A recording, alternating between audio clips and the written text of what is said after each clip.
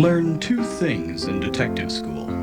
First, always keep your files neat and orderly. And second, a case that involves a missing blonde will inevitably drive you to drink. Still, something about this case intrigued me. Besides, I was between clients at the time, and certain bill collectors were starting to get ugly. The papers said she was last seen in Derhatchet Hollow, walking her chihuahua through a nearby graveyard. Not much to go on, but I had to start somewhere. Ed, there's a gentleman out here to see you that looks like he wants money. Do you want me to show him in, or do you want to go out the window again?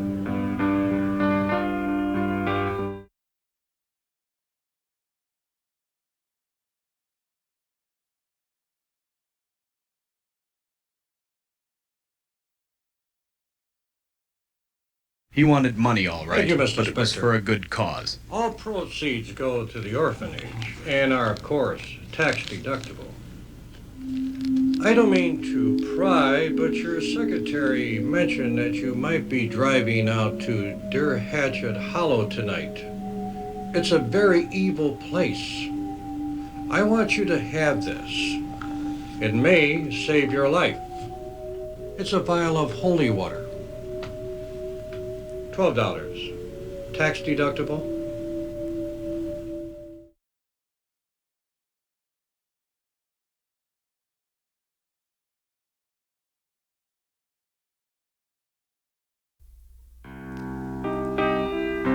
I decided to take a few moments to organize my thoughts, so I poured myself another drink and began to read.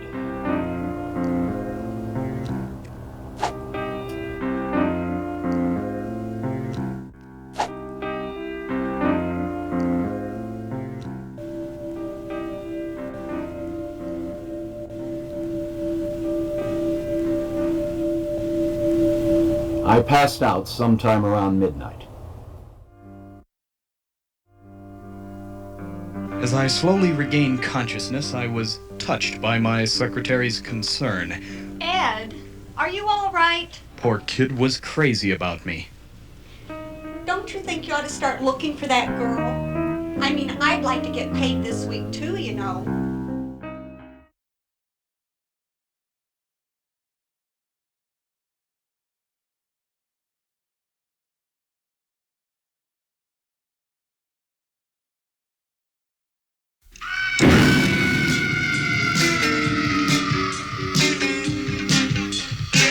The Derhatchet Institute was founded by a Nobel Prize-winning scientist who disappeared in the late 50s, leaving the place deserted for nearly 30 years. I walked up the creaking front steps and turned the knob. Locked.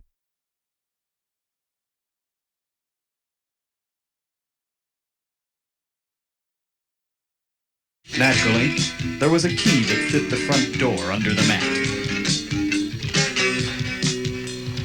The stench was awful. It was like entering a tomb. There were rotting stairs to my right and a room to my left, and I felt a cold chill on the back of my neck.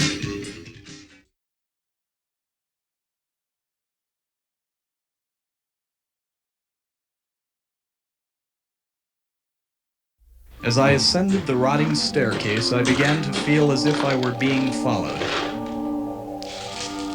From the top of the stairs, I could see a woman below.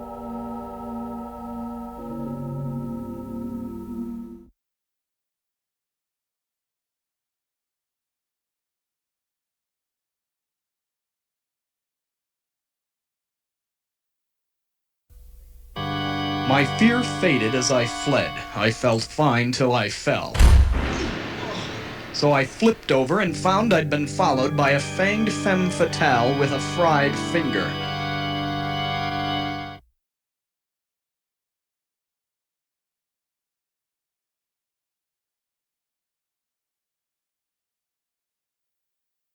I tried to kick her in the chops, but she was too fast for me.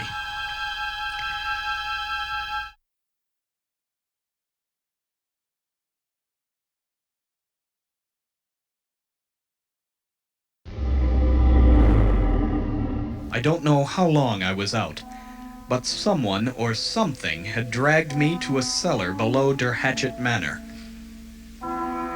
As I struggled to clear my head, I clicked on my flashlight and looked around.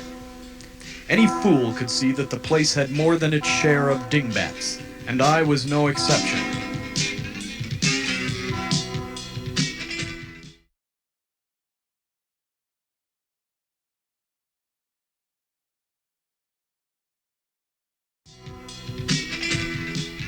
It was there, in the cellar, that I discovered the little man with the evil grin.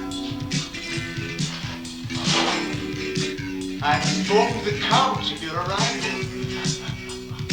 He insists that you stay for dinner. Would you like that? Oh.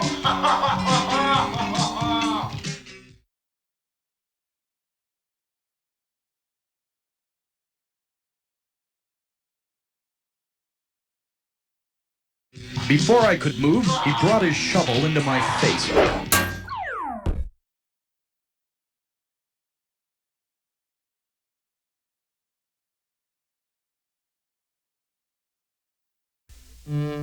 I woke up with the feeling that I was at the end of my rope. When I realized that I was fit to be tied. The situation was bad and my life hung in the balance. But this was no time for reflection. Ah, Mr. Spectre. Did you have a nice nap? I'm so glad you decided to hang around. Well, the only reason why you're alive is because the master prefers a hot lunch to cold cuts.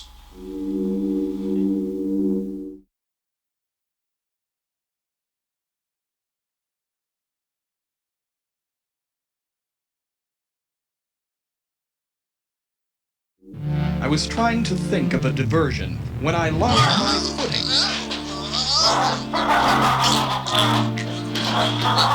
The whole world started to slip away as the rope bit into my neck.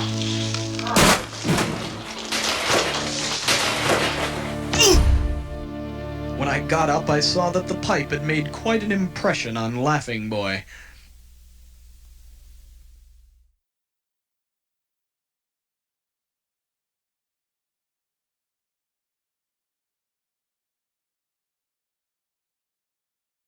I told Laughing Boy he was bound to be out of circulation for a while, but he didn't appreciate the gag.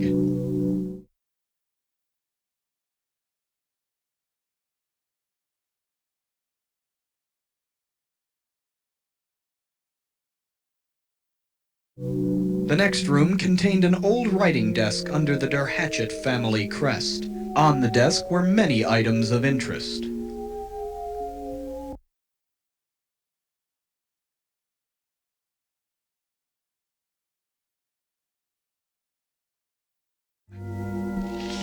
Just as I picked up the papers, the candle lit itself, and a funky phantom friar floated into the room.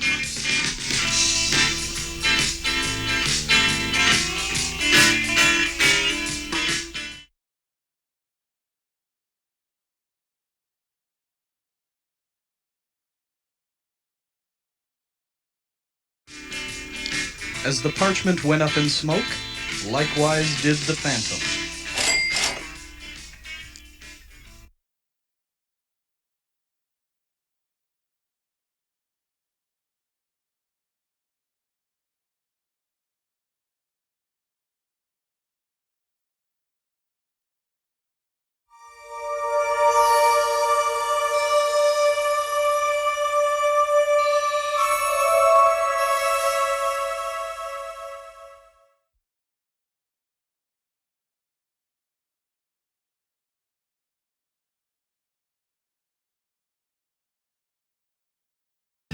On the steps above me, a green ghoul gestured gracefully.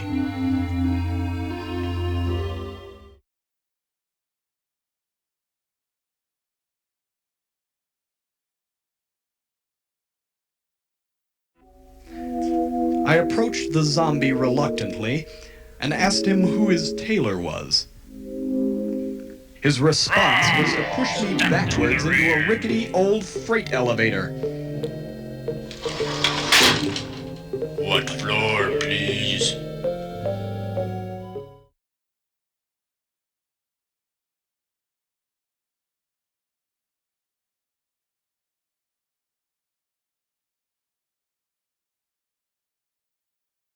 First floor, everybody out. Watch the door. We arrived on the first floor and I got off.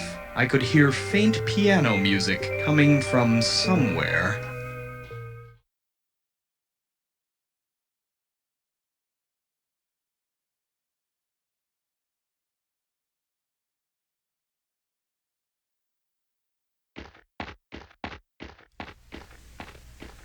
The room was crawling with vermin, but otherwise empty.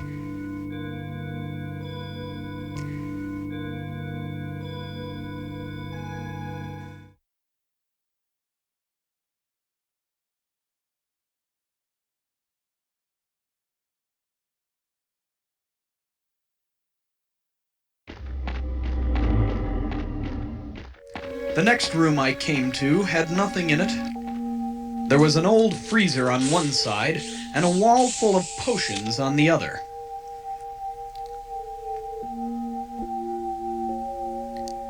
Just as I started to examine them, I heard a scream.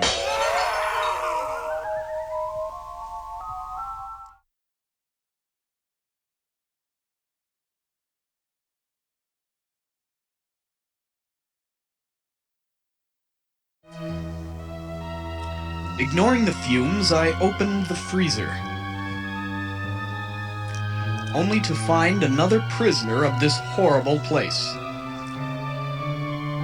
Oh, far out, man. Thank you very much. You're a beautiful person. No, that's okay. I'm cool. Man, I thought I was gonna be stuck in here forever, man. There are some crazy people running around this house, man. Couple of chicks you gotta watch out for. You know, if today's Thursday, I gotta be at a Jefferson Airplane concert on Thursday. Well, I gotta get back to my brother's house. He lives in Fresno. You wouldn't have a car by any chance. You wouldn't be going near Fresno area. Fresno's really not that far. Who put this tag on my foot? He was, unfortunately, an obnoxious jerk who didn't have anything intelligent to offer. You want money or a cigarette?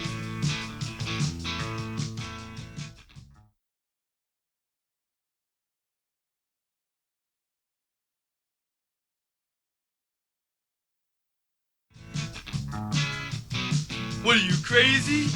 I mean, I couldn't get out of this box. How am I supposed to know how to get out of the house? No, man, don't leave, man. Look, just give me $5, man. $5 will give me my sister's house, and I'll leave you alone, I swear. He just wouldn't let me go.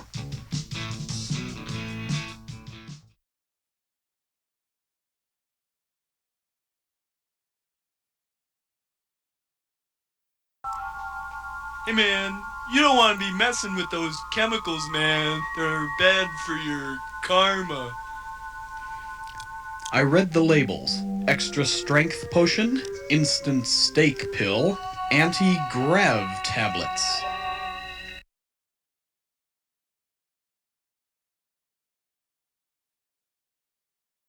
Taking the extra strength potion seemed like a good idea, till I read the fine print.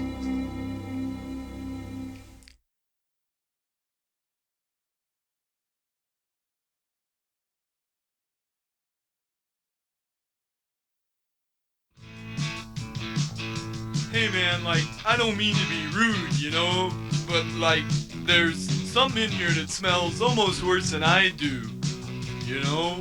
He did have a point.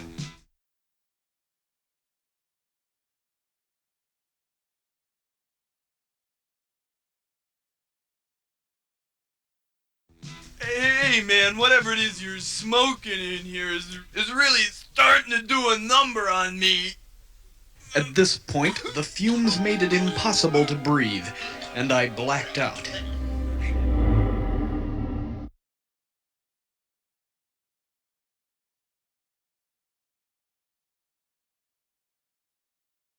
I came to in an attic.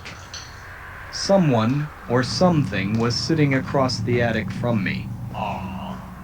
At long last, the detective decides to pay a visit to his host.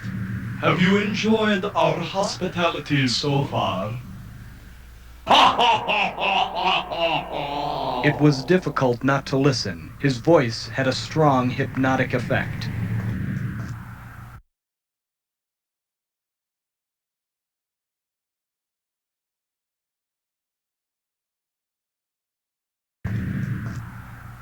You don't know me, but I know you.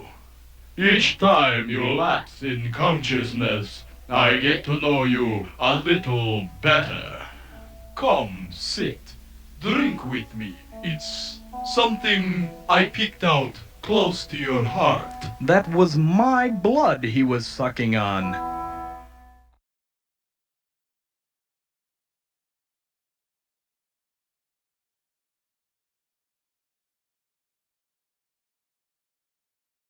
Quickly, I checked my pockets. My pockets were empty. I took the liberty of removing everything from your pockets. This was Count Yorchakunsky. I knew I had failed when I looked into his eyes. I was powerless to resist him.